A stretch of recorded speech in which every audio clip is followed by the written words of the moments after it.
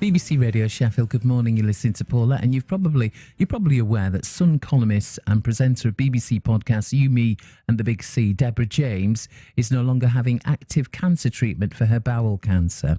Instead, she's receiving end-of-life hospice care at home.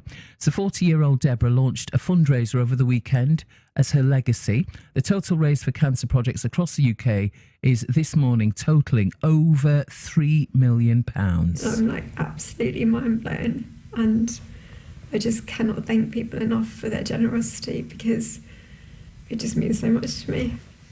It makes me feel utterly loved. But it makes me feel like we're all kind of in it at the end together, and we all want to make a difference.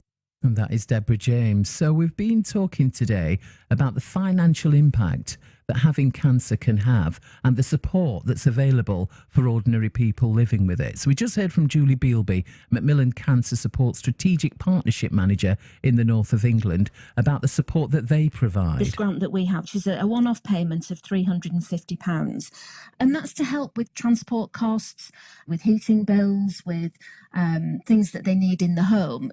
Over the whole of the UK, we actually gave over £12 million in grants last year, and Macmillan's put an extra £3.5 million of emergency funds into that pot for this year, because we know how difficult it's going to be for individuals and families. So someone who's made use of some of that help available is Brett Hadley. He's from Rotherham, and Brett was diagnosed with testicular cancer in August last year and received financial support from Macmillan. Brett, good morning. Thanks for joining us. How are you? Good morning, Paulette. I'm really well, thank you. Thanks for having me on. It's our pleasure. So you've had testicular cancer. When did you realise that something was wrong? Can we go back there for a moment, Brett? Yeah. So in the summer last year, I was checking myself as you should do, and I felt something wasn't right. I was a little bit apprehensive at first, but eventually just thought, no, this is not good. And yeah, got in touch with my GP, and it all happened from there. And could anything have prepared you for the reality of living with cancer? Not. Absolutely not. I mean, it's something I never thought would happen to me. You know, I'm an ordinary person. I volunteer for a cancer charity, and the last thing in the world I thought was that it was going to happen to me. But I did the right thing, went to the doctor, went and had an ultrasound, had some more tests, and the reality hit me like a brick in the face, really. And can you tell us a bit about, and it is a bit of a nosy question, about the financial implications of your living with the disease? I mean, it was tough. I had a lot of hospital appointments. I had a lot of stress emotionally, as you can imagine. And I found out exactly about what you've been talking about with the lady from Macmillan there, that they offer the help. It wasn't until I rang them and asked them, I was talking to them about emotional support, because they offer counselling as well, which was also invaluable to me. But then they mentioned about the grant. So I applied and was successful in getting it. And it was a big, big help over the winter. It's interesting, actually, to talk about what is offered by Macmillan, because it is, for example, this is something that I've not spoken that much about, but when I lost my dad, and I lost my dad at Northern General Hospital, I actually went to see them. In fact, no, they took me by the hand. I didn't know what to do, didn't have a clue. I'd never arranged a funeral or anything like that before. And the women from Macmillan just took me in a room and said, "You've never done this before, have you?" And I said, "No."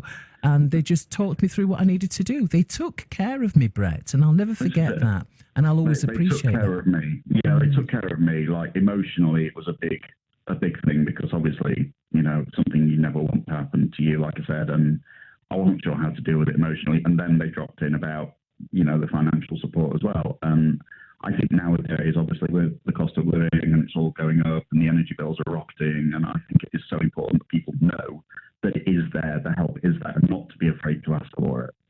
I'm talking to Brett Hadley. He's from Rotherham. He's living with testicular cancer, diagnosed in August last year, and he's received financial support from Macmillan. We're talking about that now with you, Brett. So was the process a challenging one? Was it a lot of form filling? Because when you're vulnerable, weak and not well, you don't really want a raft of paperwork, do you? Exactly. No, I mean, it was quite easy, to be honest. It was all done over the phone. They asked for some details about yourself, about your financial income, your circumstances, your testicular, your cancer diagnosis, obviously, that was mine.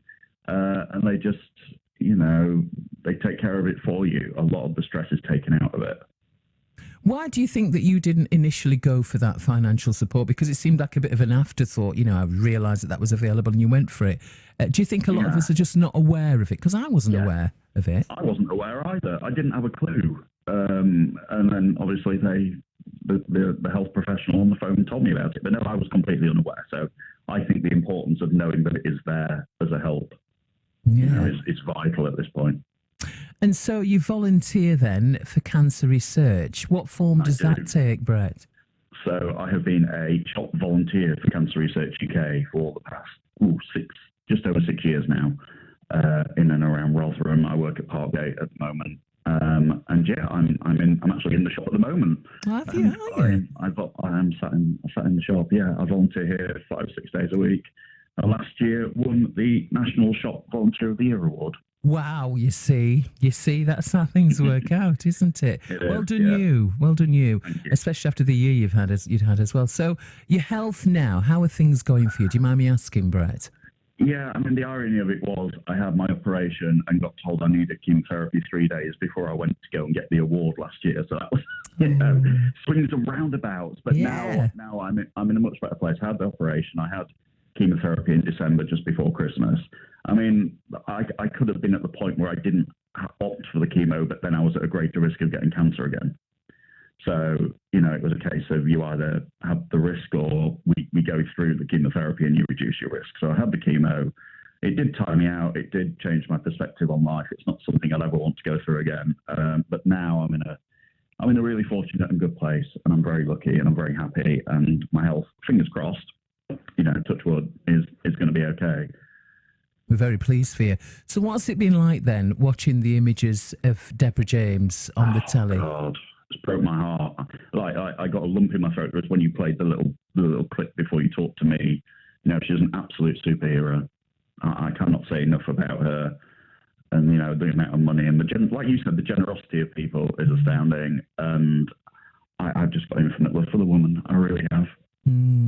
We've got infinite love for her. We are sending lots of love, and I'm sure you are as well, Brett, to her family and to her as well at this stage of things.